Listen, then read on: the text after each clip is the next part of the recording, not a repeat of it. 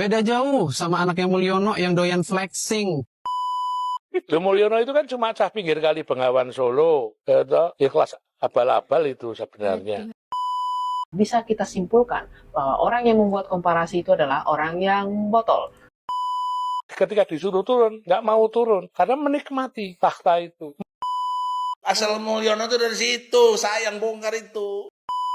Ironinya, berangkat untuk sekolahnya itu duitnya pakai beasiswa. Loh, beasiswa itu kan diberikan untuk mereka yang tidak mampu. Halo teman-teman perspektifku, waduh gimana nih kabar kalian? Semoga baik-baik saja ya dan semoga selalu diberikan kesehatan.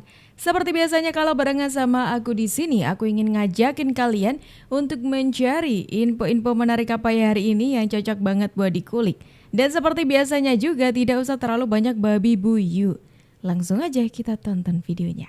Ketika seseorang membuat sebuah komparasi, maka seseorang itu harus membuat komparasi daripada hal-hal yang setara untuk bisa melihat perbedaan dan persamaan daripada hal-hal yang dikomparasikan.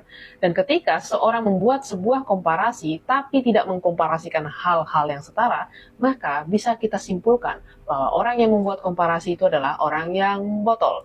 Contohnya, yang ini. Kamu tahu nggak, kedatangan Paus Fransiskus ke Indonesia itu ibarat tamparan keras buat kita. Jadi dia seorang pembesar Katolik dunia, datang dengan kesederhanaan. Naik pesawat komersial, bukan dengan private jet.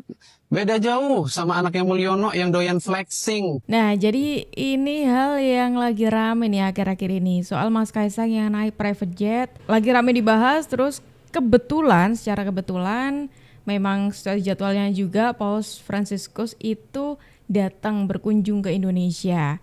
Dan berkunjungnya ke Indonesia ya memang seperti yang dikatakan tadi dengan kesederhanaannya.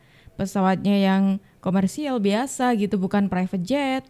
Terus habis itu menolak adanya penjemputan dari mobil mewah, mobil yang digunakan Paus Fransiskus selama di Indonesia itu ya mobil yang umumnya digunakan di Indonesia gitu loh.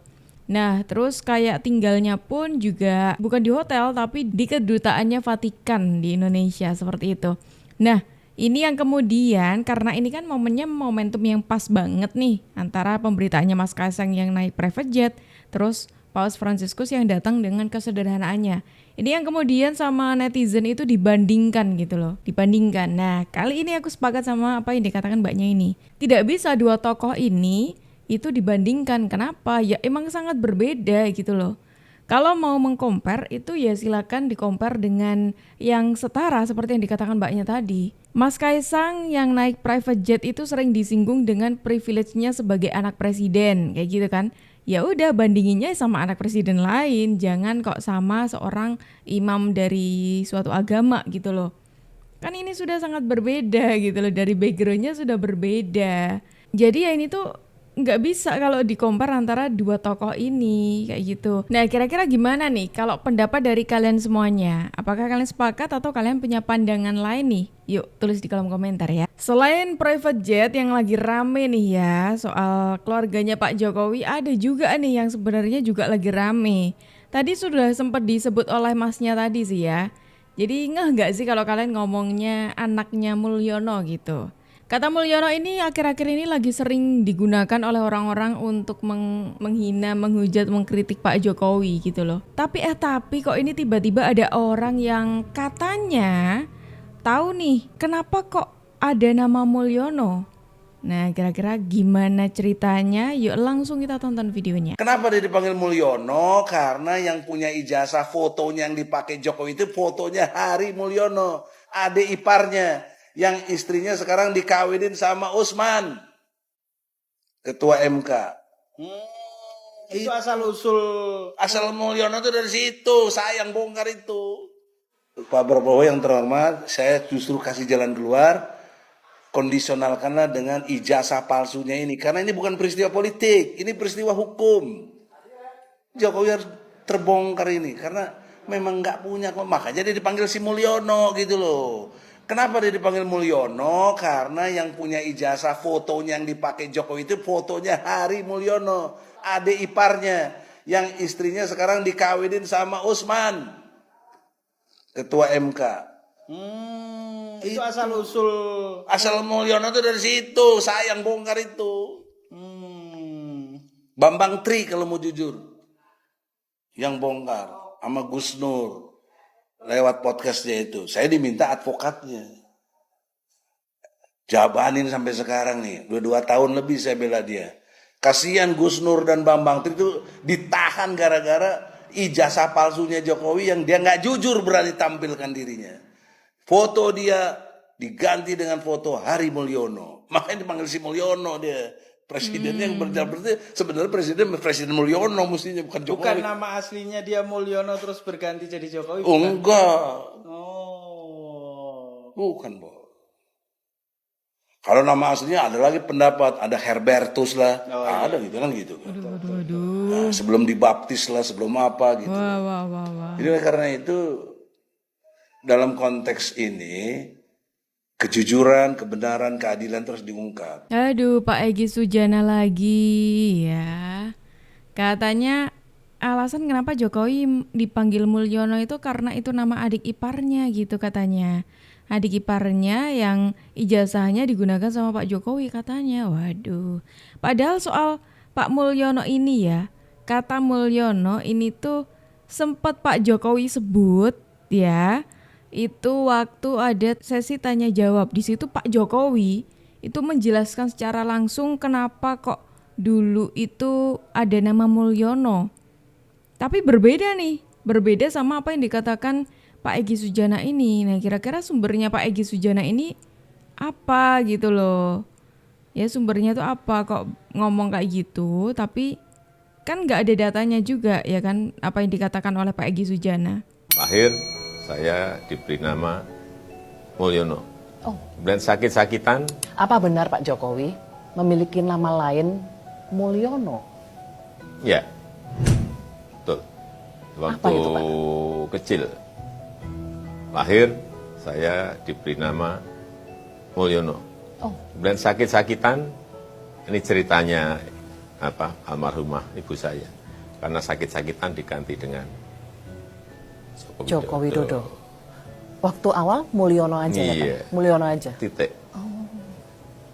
Sakitnya apa Pak? Ya, Berbagai penyakit. biasalah kalau masih kecil, kemudian keluarga kita juga serba kekurangan ya, kalau sakit-sakitan ya biasa. Ini Dan biasanya kalau di Jawa seperti itu. Ini mungkin keberatan Kabupaten Jeneng. nama, keberatan nama sehingga diganti yang lebih sedikit enteng mungkin. Nah, sudah dijelaskan oleh Pak Jokowi kan, Mulyono itu nama kecilnya Pak Jokowi sebelum diganti menjadi Joko Widodo.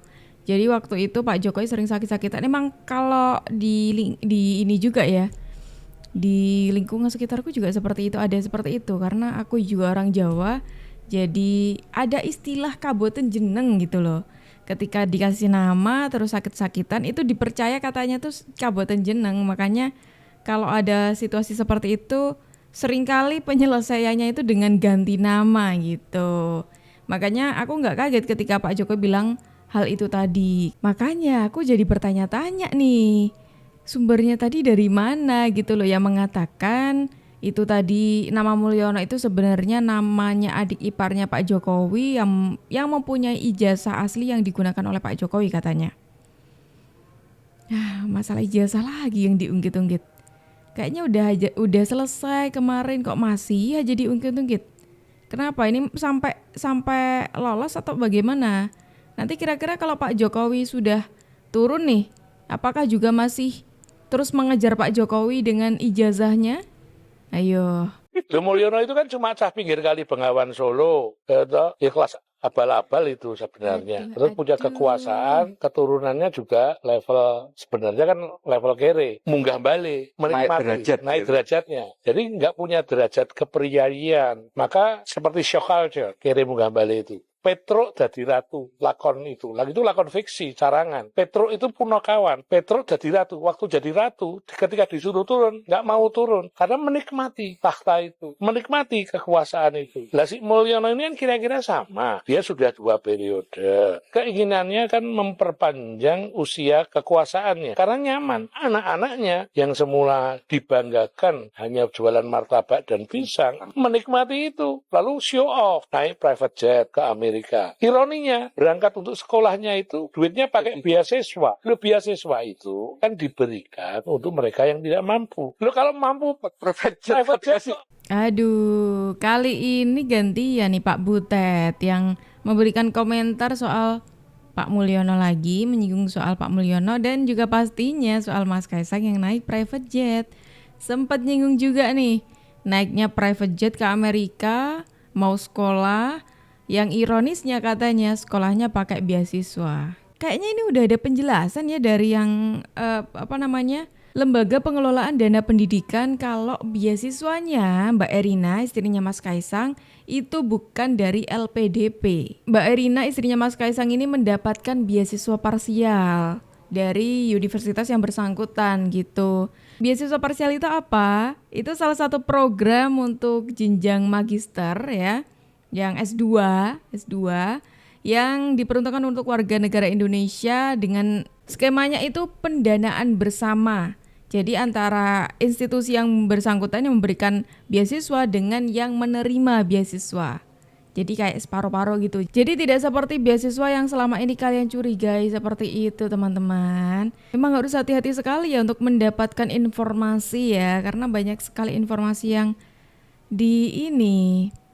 diplesetkan, yang dilebih-lebihkan gitu kan. Indonesia saat ini, pemimpin dibanjiri dengan hinaan. Pemimpin dihujani dengan cacian. Tapi pemimpin kita Indonesia ini adalah pemimpin yang sabar. Yang patut kita jadikan tauladan. Pesan untuk para pembenci. Yang selalu merasa dirinya suci. Tapi mereka kehilangan isi hati. Untuk mereka para pembenci yang merasa berilmu tinggi, namun mereka kehilangan adab dan akhlaknya. Untuk mereka para pembenci, semoga mereka semua terketuk hatinya dengan persoalan-persoalan ini, sehingga mereka sadar saat ini mereka sedang ditunggangi oleh orang-orang yang mempunyai kepentingan dan ambisi. Pak Jokowi, sehat selalu, insya Allah berkah. Indonesia. Mohon maaf untuk setiap hati yang mungkin kecewa, untuk setiap harapan yang mungkin belum bisa terwujud, untuk setiap cita-cita yang mungkin belum bisa tergapai. Ini adalah yang terbaik yang bisa kami upayakan. Sekali lagi kami mohon maaf. Iya, memang akhir-akhir ini memang menuju Pak Jokowi berakhir masa jabatannya banyak orang yang semakin tidak karuan ya. Tidak karuan menjelekkannya Pak Jokowi, menghina. Dan kayaknya dari sejarah ini ya, sejarah presiden di Indonesia kayaknya yang paling gila untuk menghina. Bayangin kalau orang-orang yang menghina di eranya Pak Jokowi ini hidup di eranya Pak Harto gitu. Wah, kira-kira berapa hari tuh bisa bertahan? Tiba-tiba hilang gitu. Wah, emang Presiden Joko Widodo ini sabarnya seluas samudra gitu ya. Ketika dihina ya ditanggapi dengan ya memang orang-orang itu bebas lah menyampaikan apapun itu. Sayangnya yang disampaikan tuh hinaan gitu loh. Wah, aduh gimana nih kalau pendapat dari kawan-kawanku semuanya, teman-temanku semuanya mengenai video kita hari ini? Yuk tulis di kolom komentar ya. Dan teman-teman semuanya terima kasih banyak karena kalian sudah menemani aku dari awal sampai akhir. Sayangnya kita harus akhiri dulu video kita hari ini sampai di sini. Tapi tenang aja karena besok insya Allah kita ketemu lagi. Jadi jangan lupa diklik tombol subscribe-nya supaya kalian tidak ketinggalan info terbaru dari kita. Aku Jub pamit undur diri dulu, sampai jumpa dan terima kasih.